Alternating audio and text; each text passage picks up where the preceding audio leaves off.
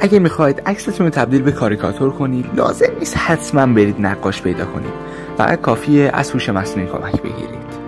مثلا این عکسای معمولی رو نگاه کنید. این عکس‌ها با پرامپتی که توی توضیحات ویدیو براتون گذاشتم رو دادم به هوش مصنوعی و اینا رو تحویل گرفتم.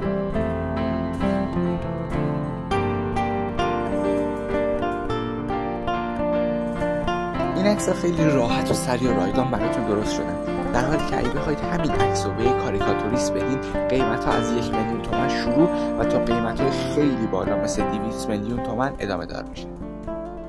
اگه دوست داشتین از این ترفندهای هوش مصنوعی بیشتر یاد بگیرین حتما کانال من رو سابسکرایب کنید.